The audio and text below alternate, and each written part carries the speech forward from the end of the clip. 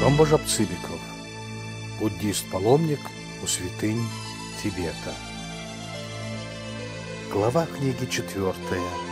Лхаса, город и его главные святыни. Часть 16. Храм Большого Джу. Переходя к описанию отдельных достопримечательностей, должно понятно поставить на первом месте храм большой статуи Джу, главной святыни города Лхасы. Он находится в самом центре города и составляет с пристройками значительную часть центрального квартала. Главный фасад этого храма обращен на запад. Подходя к главным воротам с запада, посетитель вступает под навес, поддерживаемый 6 деревянными столбами, под которыми на левой реке в углу большой молитвенный цилиндр, приводимый во вращение нищим, специально представленным к нему по своего рода конкурсу, так как должность приносит некоторый доход. Под этим же навесом с раннего утра до поздней ночи можно встретить поклоняющихся монахов и простолюдинов. Вся наружная стена под этим навесом покрыта вставленными в нее большими каменными плитами, исписанными, вырезанными китайскими текстами. Несколько плит находится и на боковой стене, на левую руку от смотрящего в ворота. Далее, зайдя под ворота направо и налево в плохо освещенных помещениях за решетчатыми перегородками, он увидит 4 обычных для каждого буддийского храма статуи Махараджи, по-тибетски Джалченши. 4 великих царя, или санскритской Махараджи, по 2 статуи с каждой стороны прохода, обращенных лицами во двор, вышиной в 4-5 аршин. Миновав их, вступают в довольно просторный двор, именуемый Чамра, где происходят богослужения, требующие большого числа духовенства, главным образом во время собрания духовенства окрестных монастырей, именуемого Лхаса-Монлам. В этом дворе рассаживаются высшие ученые и старшие монахи монастыря Брейбун.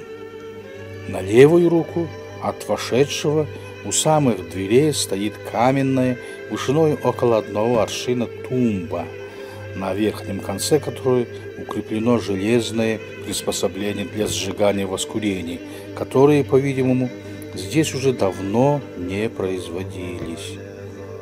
Тумба эта стоит перед написанным на стене изображением бородатого героя с женой и сыном, героя, покорившего Тибет и подарившего его Далай-Ламе. По-монгольски Гуши-хан.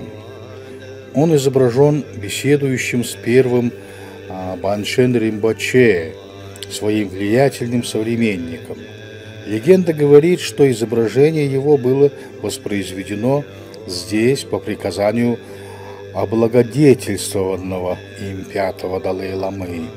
Спустя некоторое время оно чудным образом произнесло: «Мне одному скучно, дайте мне собеседника».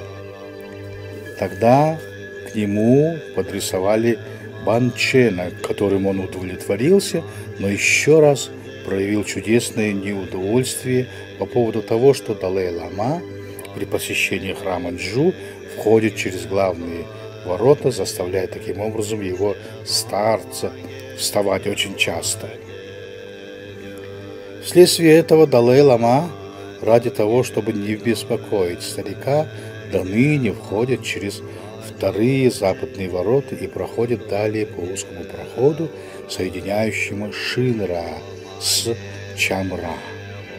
Затем у северной стены под навесом устроена высокая каменная кафедра для восседания Далай-ламы во время помянутых богослужений, а по обе стороны скамейки для настоятелей отдельных дацанов. Пройдя этот двор, поклонник уже подходит к, собственно, храму Большого Джу, ныне представляющему квадратное здание, каждая сторона которого равна приблизительно 20 саженям. Внутри него маленький дворик, обнесенный невысокой деревянной решеткой и называемый чилхардин, то есть круговой навес. В этом дворе находится большая статуя Будды будущего мира и обыкновенной позе Маитреи, по-тибетски джампа, из золотистого металла выполнен.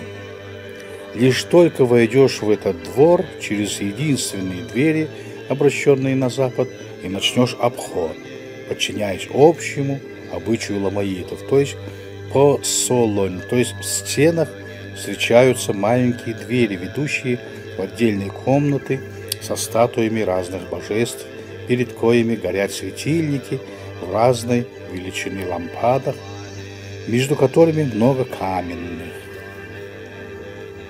Общее устройство этих комнат таково. По стенам на каменных или глиняных скамейках аршин в 1,5-2 вышины находятся статуи божеств. Середина комнаты занята столбом, вокруг которого размещены светильники. Огромное большинство этих статуй глиняные, раскрашенные в соответствующие цвета. Не все божества пользуются одинаковым почетом, и посетитель сразу может отличить более чтимых.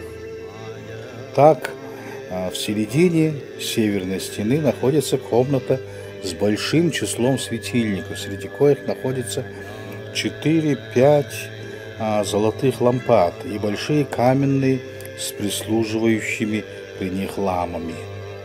В этой комнате помещена весьма чтимая статуя 10-ликого Арьявала или Авалокитешвары, по-тибетски Тугжин Чинбо, великомилосердный или Чанресик, видящий глазами, перерожденцами которого считаются все Далай-ламы.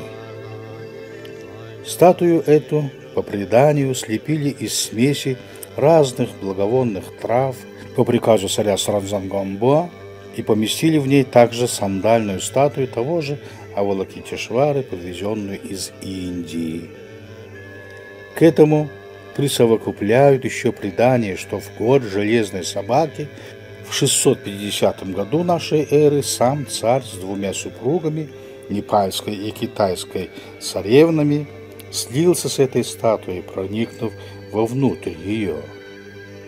Согласно такому поверью, ее принято называть в литературе Тугже Чунборан Джоньядан, что значит «самопоявившийся», полный 5 великомилосердный, подразумевая, что она состоит, во-первых, из главной статуи, во-вторых, сандальной, привезенной из Индии, в-третьих, царя Саранзангамбо, и в-четвертых, и в-пятых, 2 цариц, жен этого царя. Статуя Арьявала, сделанная по приказанию Саранзангамбо в его именно рост, стоит на полу, и лицо его вровень с лицом человека среднего роста. Далее, через одну комнату над лестницей, на антресолях под самым потолком находится большая глиняная и раскрашенная статуя в платье Дзангхавы, сделанная, по-видимому, в натуральную величину еще при жизни самого реформатора ламаизма и сидящая, обращенная лицом в южную сторону.